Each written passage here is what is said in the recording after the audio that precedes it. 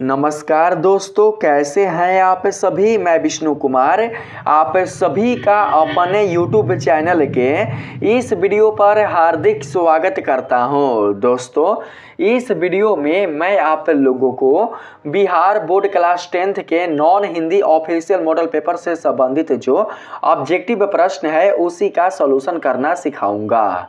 दोस्तों, जैसा कि आप सभी जानते हैं कि बिहार बोर्ड ने आप लोगों का ऑफिशियल मॉडल पेपर जारी कर दिया है। जितने भी बच्चे बिहार बोर्ड से मैट्रिक की तैयारी कर रहे हैं, जिनका फाइनल एग्जाम 2025 में होने वाला है, उन्हें सभी बच्चों का बिहार बोर्ड ने उनके हर एक सब्जेक्ट के लिए ऑफिशियल मॉडल पेपर जारी कर दिया है। दोस्तों, इस वीडियो में मैं आप लोगों को आपके non Hindi official model paper से संबंधित जो ऑब्जेक्टिव प्रश्न है उसी का सॉल्यूशन बताऊंगा। तो आइए बिना देर किए स्टार्ट करते हैं अपने आज के इस वीडियो क्लासेज को। दोस्तों, इसमें भी आपके टोटल 100 प्रश्न रहेंगे, जिनमें से आप लोगों को किन्हीं 50 प्रश्नों का ही सही जवाब देना है। दोस्तों, यहाँ पर पहला सवाल है आपके सामने, आप लोग देख सकते हैं। पहले नंबर सवाल में पूछा गया है दोस्तों, ईदगाह शीर्षक कहानी में तुम्हारे खिलौने मेरे चिमटे का बाल भी बांका नहीं कर सकते। यह कथन किसका है। दोस्तों, यदि आप लोगों ने ईदगाह चैप्टर को अच्छे से पढ़ा होगा तो आप लोगों को कहीं ना कहीं दोस्तों यह कथन अवश्य मिला होगा। कथन में बोला गया है, तुम्हारे खिलौने मेरे चिमटे का बाल भी बांका नहीं कर सकते। दोस्तों, आप लोगों को बताना है कि इस कथन को बोलने वाले कौन हैं। इस कथन को जिस पात्र ने भी बोला है, आप लोगों को उस पात्र का नाम बताना है। दोस्तों, यहां पर पहला का राइट आंसर होगा हामिद। हामिद ने ही कहा था कि तुम्हारे खिलौने मेरे चिमटे का बाल भी बांका नहीं कर सकते, इसलिए सही आंसर ऑप्शन नंबर बी होगा। 2 नंबर सवाल में पूछा गया है, ईदगाह शीर्षक कहानी में मोहसिन को कौन सा खिलौना पसंद आया। ईदगाह शीर्षक कहानी में मोहसिन को भिश्ती खिलौना पसंद आया, इसलिए right answer option number C होगा। 3 नंबर सवाल में पूछा गया है, गत शब्द का क्या अर्थ है। गत शब्द का अर्थ होता है पिछला। आप लोगों ने अक्सर सुना होगा दोस्तों गत वर्ष या गत महीना। तो दोस्तों, गत वर्ष का मतलब क्या हुआ। गत वर्ष का मतलब ये हुआ कि पिछला वर्ष या फिर पिछला महीना, इसलिए गत का यहाँ पर अर्थ हम लोग ले लेंगे पिछला से। ठीक है, ऑप्शन नंबर सी आपका सही आंसर होगा। 4 नंबर सवाल में कहा गया है, मानते जी की है सुनते हैं सदा सबकी कहीं, जो मदद करते हैं अपने इस जगत में आप ही।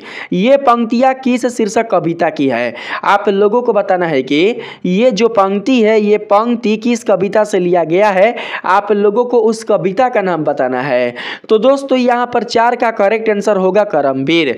करमवीर कविता से ही इस पंक्ति को लिया गया है, इसलिए सही आंसर ऑप्शन नंबर बी होगा। 5 नंबर सवाल है दोस्तों, बाल गोविंद भगत के घर में कौन रो रही है। बाल गोविंद भगत के घर में रोने वाली है पतो, इसलिए सही आंसर ऑप्शन नंबर बी होगा। 6 नंबर सवाल में कहा गया है, बाल गोविंद भगत के गांव से गंगा नदी कितनी दूर थी। बाल गोविंद भगत के गांव से गंगा नदी की दूरी थी 30 कोस, इसलिए सही आंसर ऑप्शन नंबर सी होगा। 7 नंबर सवाल में कहा गया है दोस्तों, पहाड़, नदी, जंगल की सुंदरता के साथ ही हुंडरू का जलप्रपात शीर्षक पाठ में किसका वर्णन है। दोस्तों, हुंडरू का जलप्रपात वाला जो पाठ है उसमें पहाड़ का वर्णन किया गया है, नदी का वर्णन किया गया है और साथ ही साथ जंगल की सुंदरता का भी वर्णन किया गया है। लेकिन इन सबके साथ कुछ और का भी वर्णन किया गया है, जिसका नाम आप लोगों को बताना है।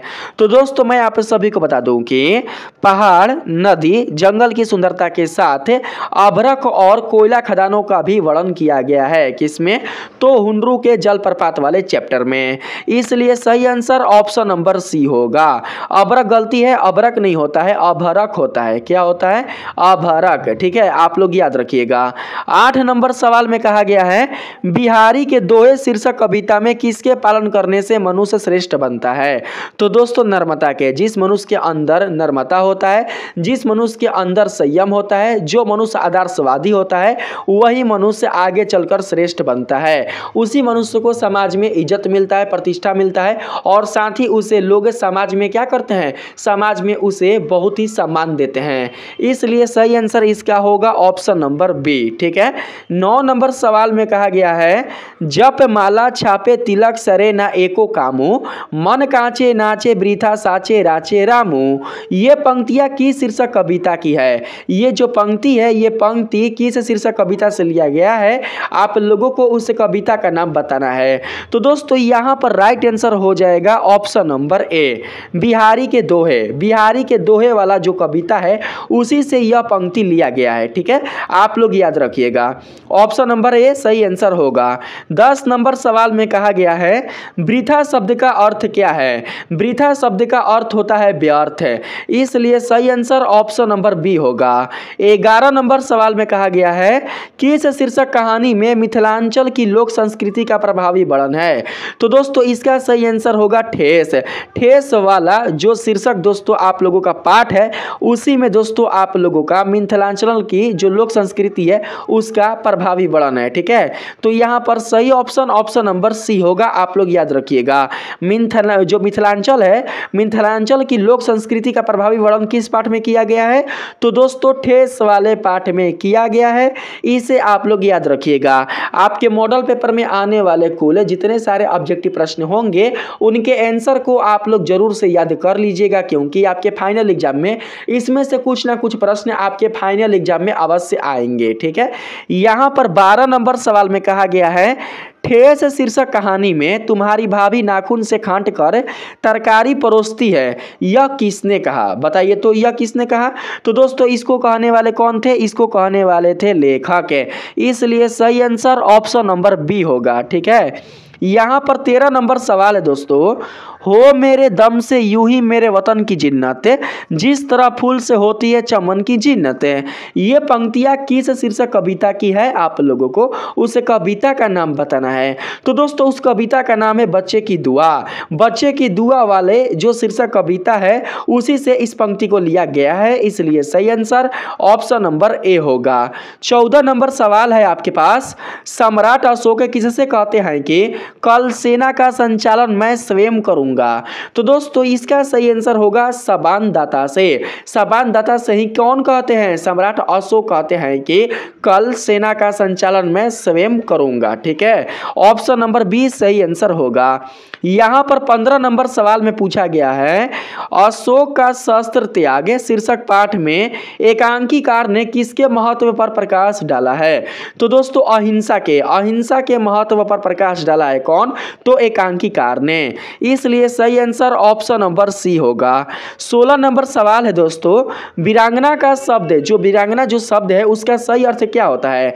वीरांगना शब्द का सही अर्थ क्या है? वीरांगना शब्द का सही अर्थ है वीर महिला। ऑप्शन नंबर बी आपका सही आंसर होगा। 17 नंबर सवाल है, निम्नलिखित में लेखक रामधारी सिंह दिनकर की रचना कौन है? तो दोस्तों इसका राइट आंसर होगा ईर्ष्या। ईर्ष्या तू ना गई मेरे मन से, जो रामधारी सिंह दिनकर हैं उन्होंने लिखा था ईर्ष्या तू ना गई मेरे मन से। उनके द्वारा रचित जो पाठ है वो है ईर्ष्या तू ना गई मेरे मन से, इसलिए सही आंसर ऑप्शन नंबर सी होगा। यहाँ पर 18 नंबर सवाल है दोस्तों, आप लोग देख सकते हैं, लेखक रामधारी सिंह दिनकर के अनुसार कौन सामने प्रशंसा और पीछे पीछे निंदा किया करती है? तो दोस्तों ईर्ष्यालु व्यक्ति, जो व्यक्ति ईर्ष्यालु होते हैं वही क्या करते हैं? सामने प्रशंसा और पीछे पीछे निंदा किया करते हैं, इसलिए सही आंसर ऑप्शन नंबर ए होगा। जिनको कवि ने मक्खी कहा है, ईर्ष्यालु व्यक्ति को क्या कहा है दोस्तों?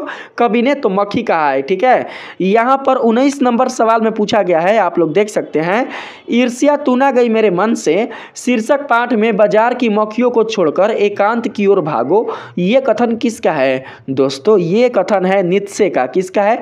नित्शे का, इसलिए सही आंसर ऑप्शन नंबर बी होगा। 20 नंबर सवाल में कहा गया है दोस्तों, निम्नलिखित में अप्रीतम निर्गुण भक्ति कवि कौन है? भक्ति नहीं है, पूछा गया है निम्नलिखित में अप्रीतम निर्गुण भक्त कवि कौन थे? भक्त कवि कौन कौन थे? तो दोस्तों इसका सही आंसर होगा कबीरदास। ऑप्शन नंबर डी आपका सही आंसर होगा। एक यहाँ पर 21 नंबर सवाल में पूछा गया है, स्पर्धा शब्द का अर्थ क्या है? स्पर्धा शब्द का अर्थ होता है दोस्तों प्रतियोगिता। 21 का right answer option number A होगा। 22 नंबर सवाल में कहा गया है, मोको कहाँ ढूंढे बंदे मैं तो तेरे पास में। इस पंक्ति में मोको शब्द किसके लिए प्रयुक्त हुआ है? दोस्तों इस पंक्ति में मोको शब्द ईश्वर के लिए प्रयुक्त हुआ है, इसलिए सही आंसर ऑप्शन नंबर ए होगा। 23 नंबर सवाल में कहा गया है, पठित पाठ में कबीर अपने किस पद में ईश्वर या अल्लाह को कहीं बाहर ढूंढने की जगह अपने भीतर ही साक्षात्कार की बातें कहते हैं? तो दोस्तों द्वितीय पद में कहते हैं। ठीक है, किस पद में? तो द्वितीय पद में, इसलिए सही आंसर ऑप्शन नंबर बी होगा। ठीक है, 24 नंबर सवाल में कहा गया है, पठित पाठ के अनुसार किस विश्वविद्यालय का औचित्य कैम्ब्रिज और ऑक्सफोर्ड विश्वविद्यालय से कई अधिक उन्नत और महत्वपूर्ण था? आप लोगों को उस विश्वविद्यालय का नाम बताना है। तो दोस्तों यहाँ पर 24 का सही आंसर होगा विक्रमशिला विश्वविद्यालय। ऑप्शन नंबर बी आपका सही आंसर होगा। 25 नंबर सवाल है, विक्रमशिला विश्वविद्यालय के प्रथम आचार्य कुलपति कौन थे? तो दोस्तों कौन थे? तो हरिभद्र थे। ठीक है, आप लोग याद रखिएगा, विक्रमशिला विश्वविद्यालय के प्रथम आचार्य कुलपति हरिभद्र थे, इसलिए सही आंसर ऑप्शन नंबर डी होगा। 26 नंबर सवाल है दोस्तों, दीदी की डायरी शीर्षक पाठ में 2 जनवरी 1997 को अपनी डायरी में किसने लिखा था कि आज सुबह शीला के घर गई? तो दोस्तों यहाँ पर सही आंसर हो जाएगा दीदी। ठीक है, दीदी नहीं लिखा था। ऑप्शन नंबर ए 26 का करेक्ट आंसर होगा। 27 नंबर सवाल में कहा गया है, खरीदार मालिक से कहते हैं, इस भैंस की तो एक आंख खराब है, फिर इस भैंस के 7,000 रुपये क्यों मांग रहे हो? मालिक बोलता है, भैंस से दूध लेना है या कसीदकारी करवानी है। यह चुटकुला किस शीर्षक पाठ का है? आप लोगों को उस पाठ का नाम बताना है। तो दोस्तों इसका सही आंसर हो जाएगा क्या? तो दोस्तों इसका सही आंसर होगा दीदी की डायरी का। ठीक है, दीदी की डायरी वाला जो दोस्तों आप लोगों का पाठ है उसी से दोस्तों ये कथन लिया गया है, इसलिए सही आंसर ऑप्शन नंबर ए होगा। दोस्तों 28 नंबर सवाल है, पीपल शीर्षक कविता में वह कौन सा पेड़ है जो युग युग से जंगल में निश्चल अड़िग खड़ा है? दोस्तों इसका सही आंसर होगा पीपल का पेड़। पीपल का पेड़ ही युग युग से जंगल में निश्चल अड़िग खड़ा है, इसलिए right answer option number C होगा। 29 नंबर सवाल है आपके पास, आचार्य शिव पूजन सहाय के अनुसार निराला किसको लिखते थे? दोस्तों दिनों को लिखते थे, इसलिए सही आंसर ऑप्शन नंबर डी होगा। 30 नंबर सवाल में कहा गया है, सूर्यकांत त्रिपाठी निराला असमर्थ तथा अपाहिज भिखारियों की दिन दशा के लिए किसकी तीव्र आलोचना किया करते थे? तो दोस्तों शासन और समाज की। इसका सही आंसर होगा शासन और समाज की। Right answer option number A होगा। 31 नंबर सवाल में कहा गया है, दीनबंधु निराला शीर्षक पाठ के अनुसार दरिद्र नारायण को विधवत भोजन कहाँ कराया जाता था? तो दोस्तों बेलूर मठ में। इसका सही आंसर होगा option number B, Belur Math में ही कराया जाता था, जो कि कलकत्ता में है। ठीक है, ऑप्शन नंबर बी को हम लोग सेलेक्ट कर लेंगे। 32 नंबर सवाल है, अर्चना शब्द का अर्थ क्या है? अर्चना शब्द का अर्थ होता है प्रार्थना। ऑप्शन नंबर डी 32 का सही आंसर होगा। 33 नंबर सवाल में कहा गया है, कहाँ मर गया था ये बर्तन क्या तेरा बाप धोएगा? यह खेमा से किसने कहा? बताइए तो खेमा से यह बात किसने कही थी? तो दोस्तों कासारा ने कही थी। इसका सही आंसर ऑप्शन नंबर सी होगा। 34 नंबर सवाल में पूछा गया है, खेमा की उम्र क्या थी? खेमा की उम्र क्या थी? खेमा की उम्र लगभग 8 से 9 वर्ष थी, इसलिए right answer option number D होगा। 35 नंबर सवाल में पूछा गया है, कई गलियों के बीच कई नालों के पार कूड़े करकट के ढेरों के बाद ये पंक्तियां किस शीर्षक कविता की है? आप लोगों को उस कविता का नाम बताना है। तो दोस्तों खुशबू रचते हैं हाथ की। खुशबू रचते हैं हाथ की जो कविता है उसी से इस पंक्ति को लिया गया है, इसलिए सही आंसर ऑप्शन नंबर ए होगा। 36 नंबर सवाल है दोस्तों, खस शब्द का अर्थ क्या है? खस शब्द का अर्थ होता है पोस्ता यानी कि पिस्ता, इसलिए right answer option number D होगा।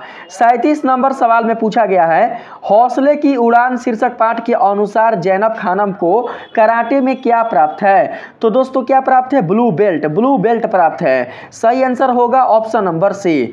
38 नंबर सवाल में कहा गया है मुंगेर जिला निवासिनी कदम स्कूल के बाल संसद की दया है हौसले की उड़ान शीर्षक पाठ के आधार पर उत्तर दें।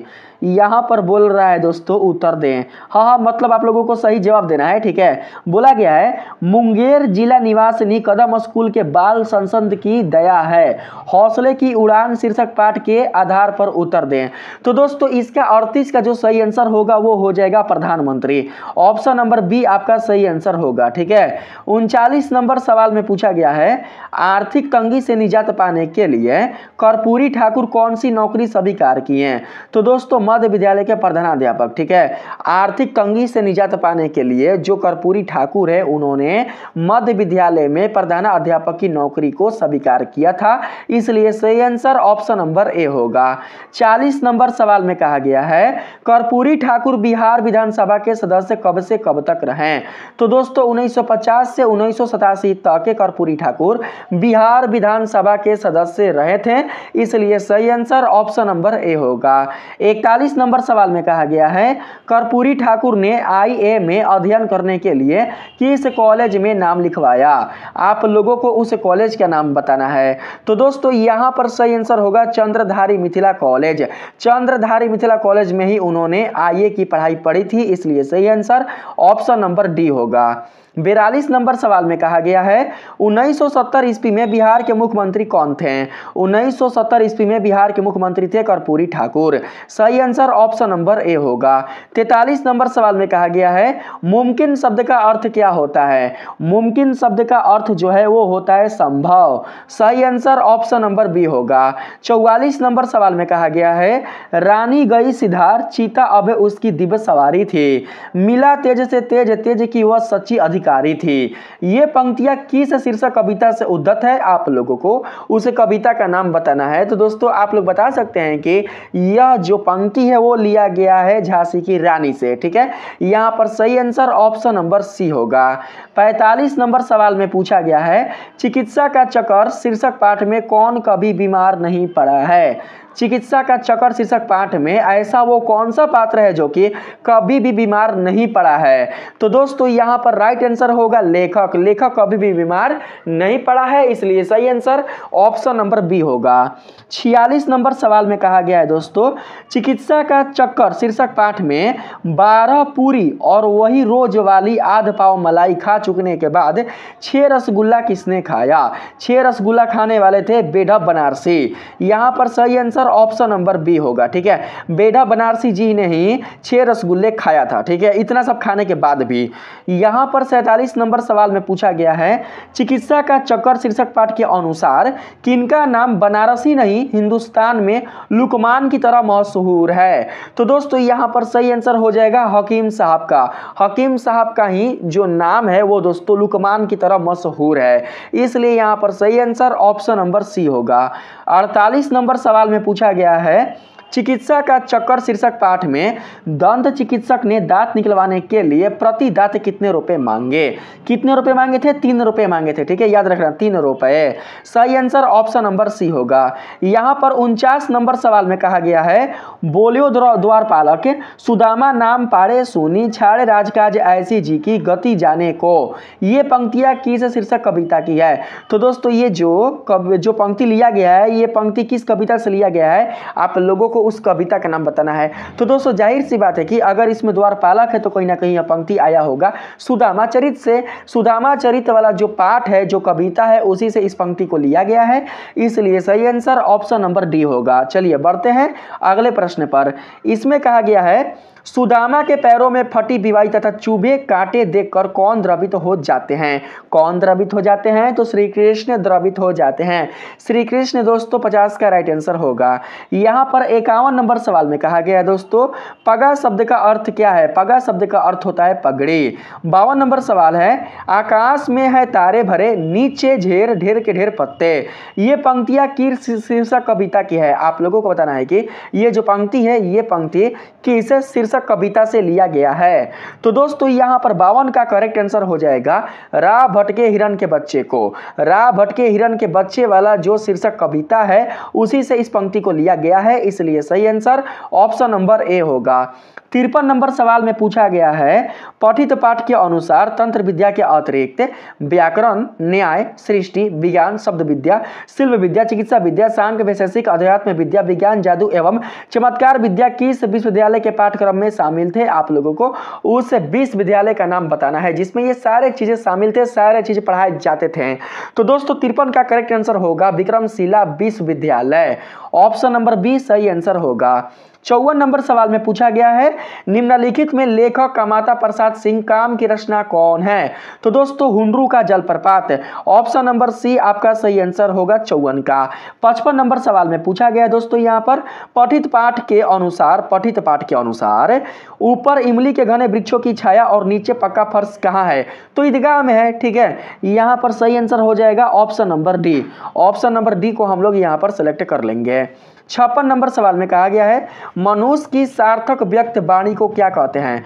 मनुष्य की सार्थक व्यक्त वाणी को कहा जाता है वाक्य, इसलिए सही आंसर ऑप्शन नंबर सी होगा, ठीक है। 57 नंबर सवाल में पूछा गया है, भारत की सबसे पुरानी भाषा है, भारत की सबसे पुरानी और पुरातन जो भाषा है उसका नाम है संस्कृत, इसलिए सही आंसर ऑप्शन नंबर डी होगा। इसी भाषा से अन्य जितने सारे भाषाएं आज आप देख रहे हैं इन सभी भाषाओं का उद्गम हुआ है, इसलिए right answer option number D होगा। 58 नंबर सवाल में कहा गया है, निम्नलिखित में संयुक्त स्वर्ण बढ़ कौन है? निम्नलिखित में संयुक्त स्वर्ण बढ़ है ओ, क्योंकि ओ बनता है अ धन उ के मिलने से, इसलिए सही आंसर ऑप्शन नंबर सी होगा। यहाँ पर 59 नंबर सवाल में पूछा गया है, केवल मुंह से बोले जाने वाले सस्वर्ण वर्णों को क्या कहते हैं? दोस्तों केवल मुंह से बोले जाने वाले सस्वर्ण वर्णों को कहा जाता है निर्नुशासिक, ऑप्शन नंबर डी आपका सही आंसर होगा। 60 नंबर सवाल में कहा गया है, च वर्ग के वर्णों का उच्चारण स्थान क्या है? च वर्ग के वर्णों का उच्चारण जो स्थान है वो है तालु। तालु से ही च, छ, ज, झ इन सभी वर्णों का उच्चारण किया जाता है। कंठ से ही क, ख, ग, घ इन सभी वर्णों का उच्चारण किया जाता है, इसलिए right answer option number A होगा।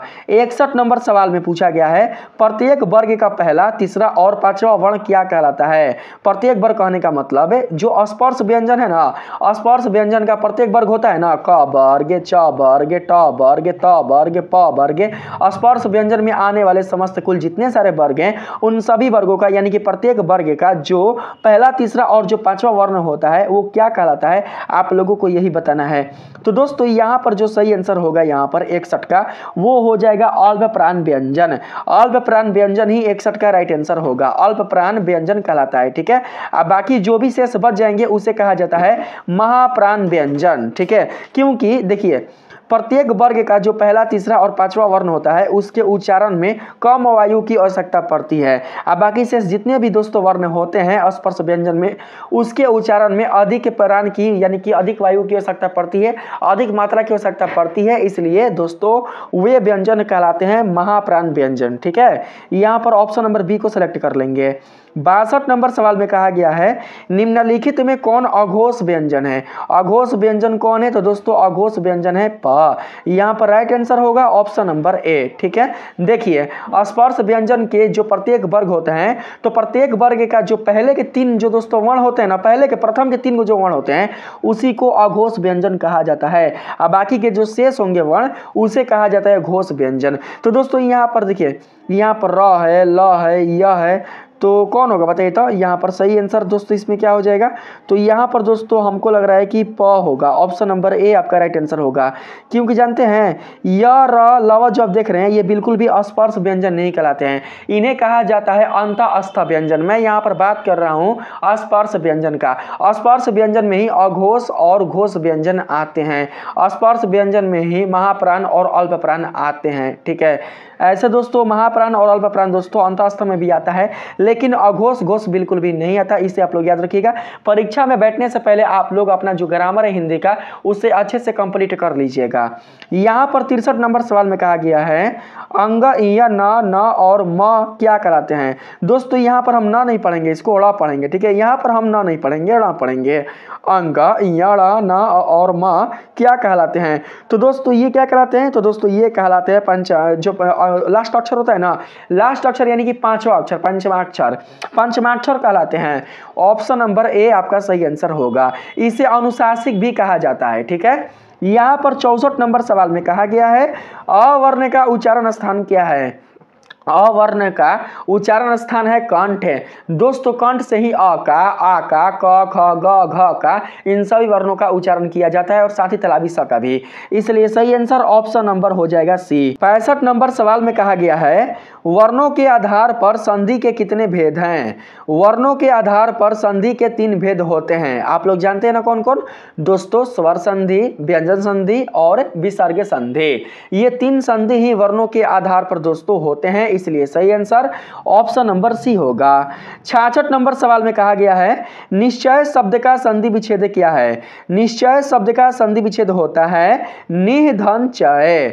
ऑप्शन नंबर डी आपका सही आंसर होगा। 67 नंबर सवाल में कहा गया है निम्नलिखित में शुद्ध शब्द कौन है। निम्नलिखित में शुद्ध शब्द है सौहार्द्र। यहां पर ऑप्शन नंबर ए सही आंसर होगा।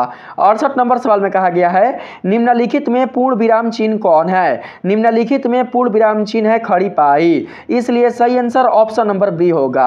69 नंबर सवाल में कहा गया है द्वंद्व समास में पदों के बीच कौन चिन्ह लगाया जाता है। द्वंद्व समास में पदों के बीच लगाया जाता है हाइफन का चिन्ह। आप लोग नहीं जानते हैं, जब हम यहाँ पर धीरे धीरे लिखेंगे ना तो धीरे धीरे के बीच एक चिन्ह लगता है हाइफन का, ठीक है।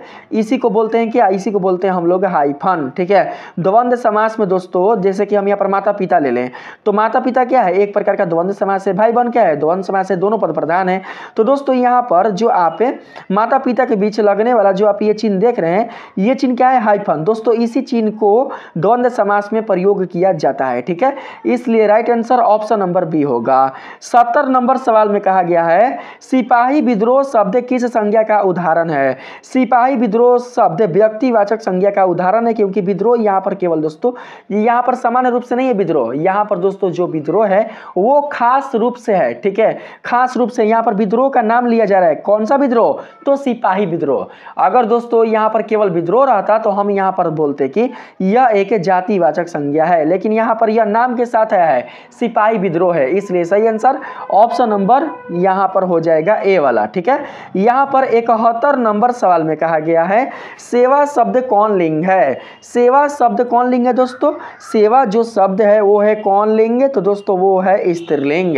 आप लोग ऐसे देख सकते हैं हमें माता पिता की सेवा करनी चाहिए, ऐसा थोड़ी ना हम लोग बोलते हैं कि हमें माता पिता की सेवा करना चाहिए, ऐसा नहीं ना बोलते हैं। हम लोग बोलते हैं शुद्ध रूप में हमें माता पिता की सेवा करनी चाहिए। करनी आ रहा है, करनी यानी कि स्त्रीलिंग का यहाँ पर भाव व्यक्त हो रहा है। इसलिए right answer option number A होगा। 72 नंबर सवाल में कहा गया है प्रिय शब्द का स्त्रीलिंग शब्द क्या है। प्रिय शब्द का स्त्रीलिंग शब्द होता है प्रिया। ऑप्शन नंबर बी सही आंसर होगा। 73 नंबर सवाल में कहा गया है ममता शब्द कौन संज्ञा है। ममता शब्द एक प्रकार का भाववाचक संज्ञा है, क्योंकि ममता से भाव का ही बोध होता है। ममता से दोस्तों एक प्रकार का गुण का ही बोध होता है, ठीक है। यहाँ पर भाव का ही दोस्तों हम लोग संबोधन करते हैं, इसलिए यहाँ पर सही आंसर ऑप्शन नंबर सी होगा। 74 नंबर सवाल में कहा गया है निम्नलिखित में पुल्लिंग शब्द कौन है। पुल्लिंग बताना है आप लोगों को, इनमें से पुल्लिंग शब्द कौन है। तो दोस्तों आप लोग वाक्य बनाकर चेक कीजिएगा, ठीक है। यहाँ पर कसम, माँ कसम, माँ कसम, यहाँ पर माँ कसम मैंने खा ली, माँ कसम मैंने खा ली, खा ली, लिया नहीं आ रहा है, मैंने खा ली, यानी कि स्त्रीलिंग है, कसम स्त्रीलिंग है, ठीक है। पुल्लिंग बिल्कुल भी नहीं है। यहाँ पर आग, आग जल रही है, आग जल रही है, तो यहाँ पर आग भी हो जा रहा है क्या, तो आग दोस्तों हो जा रहा है स्त्रीलिंग। घृणा, हमें बिल्कुल भी घृणा नहीं करनी चाहिए, नहीं करनी चाहिए, करनी आ रहा है, यानी कि राइट आंसर हो जाएगा ऑप्शन नंबर डी काजल। काजल काला होता है, ठीक है। ऑप्शन नंबर डी सही आंसर होगा। यहाँ पर 75 नंबर सवाल है शाखा का बहुवचन शब्द शब्द क्या होगा? शाखा का बहुवचन शब्द होता है शाखाएं। सही आंसर ऑप्शन नंबर ए होगा। 76 नंबर सवाल में कहा गया है निम्नलिखित में संप्रदान कारक का विभक्ति चिन्ह क्या है? संप्रदान कारक का विभक्ति चिन्ह होता है क्या? संप्रादन को के लिए। ऑप्शन नंबर सी सही आंसर होगा। 77 नंबर सवाल में कहा गया है लड़का पेड़ से गिरा, यह किस कारक का उदाहरण है? लड़का पेड़ से गिरा यानी कि दोस्तों लड़का और पेड़ के बीच क्या हो रहा है? अलगाव का बोध हो रहा है, इसलिए यहां पर आने वाला कारक होगा आपादन। आपादन होगा, हाँ आपादन होगा, आपादन कारक। ठीक है, यहां पर हम लोग ऑप्शन नंबर बी को सिलेक्ट कर लेंगे। कर्तन्य कर्म को करण से, संप्रादन को के लिए आपादन से। यहां पर ऑप्शन नंबर बी सही आंसर होगा। यहां पर 78 नंबर सवाल में कहा गया है कौन आता है, यह किस सर्वनाम का उदाहरण है? कौन आता है, प्रश्नवाचक पूछ रहा है ना भाई, प्रश्न कर रहा है कौन आता है। ठीक है, तो यहां पर right answer option number C होगा। 79 नंबर सवाल में पूछा गया है थोड़ा पानी, यह किस विशेषण का उदाहरण है? दोस्तों थोड़ा पानी यानी थोड़ा यानी ये परिमाण बता रहा है। परिमाण दोस्तों यहां पर व्यक्त हो रहा है, इसलिए सही आंसर परिमाण बोधक विशेषण होगा। आप लोग ऑप्शन नंबर सी को याद रखिएगा।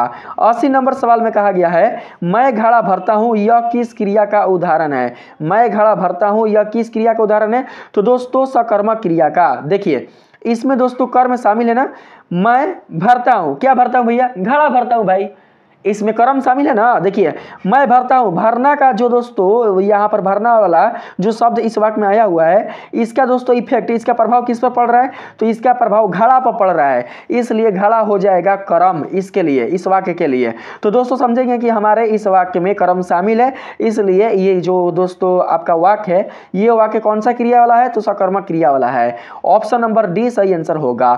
81 नंबर सवाल में कहा गया है तुम वहां अवश्य गए होगे, यह किस काल का उदाहरण है? तो दोस्तों भूतकाल का। ठीक है, गए होगे यानी कि वो जा चुका है। ऑप्शन नंबर बी आपका सही आंसर होगा। 82 नंबर सवाल में कहा गया है निम्नलिखित में से प्रेरणार्थक क्रिया का उदाहरण कौन है? तो दोस्तों यहां पर राम से पत्र लिखवाता है, राम से पत्र लिखवाता नहीं है, राम श्याम से पत्र लिखवाता है, यही दोस्तों प्रेरणार्थक क्रिया वाला वाक्य है, इसलिए सही आंसर ऑप्शन नंबर ए होगा। क्योंकि इस वाक्य में दोस्तों बल दिया जा रहा है। ठीक है, प्रेरणार्थक क्रिया को हम लोग बलदायक क्रिया भी बोल सकते हैं। ऑप्शन नंबर ए आपका राइट आंसर होगा। 83 नंबर सवाल में कहा गया है अग्नि कौन शब्द है? अग्नि दोस्तों अग्नि एक प्रकार का संस्कृत शब्द है, और संस्कृत शब्द दोस्तों होता है तसम, ना कि तद्भव, इसलिए right answer option number A होगा। यहां पर 84 नंबर सवाल में कहा गया है रचना अथवा बनावट की दृष्टि से शब्द के कितने भेद होते हैं? रचना अथवा बनावट की दृष्टि से शब्द के कितने भेद होते हैं? तो दोस्तों शब्द के 3 भेद होते हैं, इसलिए यहां पर right answer option number B होगा। ठीक है, आप लोग याद रखिएगा। 85 नंबर सवाल में कहा गया है अनमोल शब्द में उपसर्ग क्या है? रचना एवं बनावट की दृष्टि से, रचना अथवा बनावट की दृष्टि से शब्द के कितने भेद होते हैं? तो दोस्तों यहाँ पर 4 गुना होगा, तत्सम तद्भव देशज विदेशज 4 होगा जी। ऑप्शन नंबर सी आपका सही आंसर होगा। ठीक है, 85 नंबर सवाल में कहा गया है अनमोल शब्द में उपसर्ग क्या है?